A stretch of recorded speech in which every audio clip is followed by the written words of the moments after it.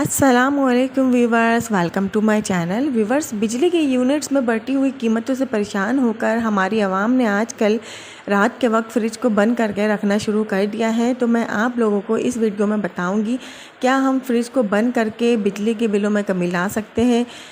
क्या इससे फ्रिज को कोई नुकसान तो नहीं पहुंचता जो हम फ्रिज को बार बार बंद करके रखते हैं। क्या फ्रिज की लाइफ को तो कोई नुकसान नहीं पहुंचता, और अगर हम फ्रिज को बंद ना करें तो किस तरह से बिजली के बिलों में कमी ला सकते हैं, क्या तरीक़ेकार अपना सकते हैं।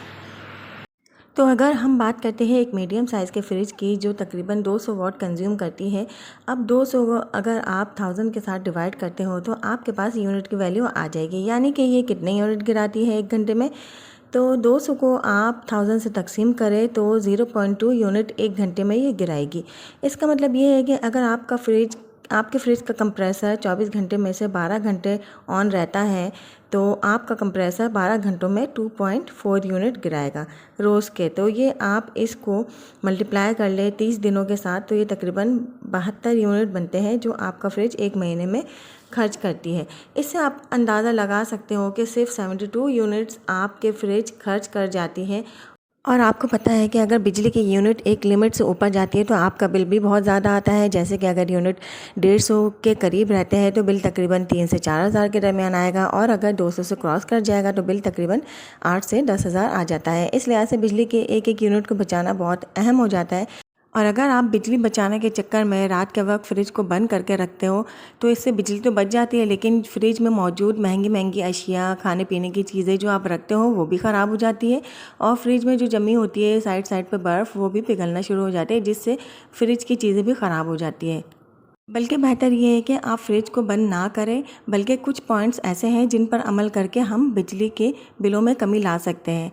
तो पहले नंबर पे ये है कि आप अपने फ्रिज का जो थर्मोस्टेट है उसको लोवेस्ट पॉइंट पे ले आए, मतलब कि उसकी कूलिंग को थोड़ा सा कम कर ले। इससे ना तो आपके फ्रिज में मौजूद चीज़ें ख़राब होंगी और ना ही आपको बार बार फ्रिज को ऑन ऑफ करना पड़ेगा, और इसकी वजह से फ्रिज की कंप्रेसर की लाइफ भी अच्छी रहेगी और आपकी फ्रिज की चीज़ें भी नहीं ख़राब होंगी।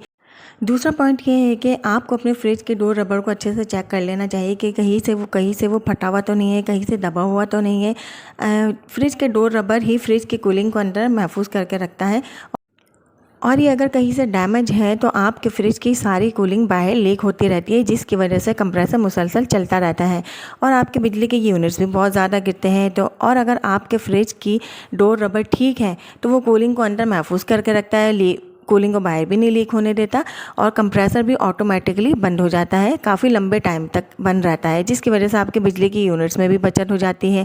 तीसरा नंबर ये है कि फ्रिज को बार बार आपने नहीं खोलना है, क्योंकि फ्रिज को बार बार खोलने से बार बार कंप्रेसर ऑन होता है और लंबे टाइम तक ऑन ही रहता है अंदर कूलिंग को मेंटेन रखने के लिए।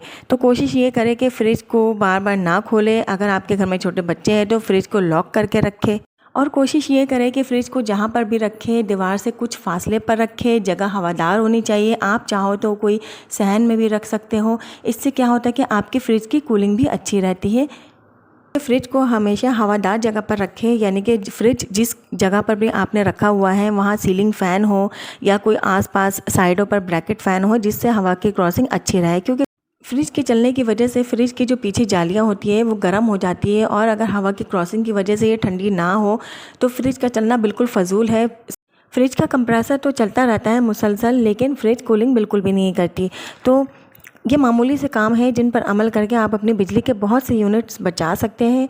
अगर आप लोग को मेरी ये वाली वीडियो बहुत इन्फॉर्मेटिव लगी तो मेरी वीडियो को लाइक कर दीजिएगा, चैनल को सब्सक्राइब भी कर दीजिएगा, और बेल आइकन के बटन को भी लाजमी प्रेस कर दीजिएगा ताकि मेरी हर आने वाली वीडियो आपको सबसे पहले मिल जाए। अल्लाह हाफ़िज़।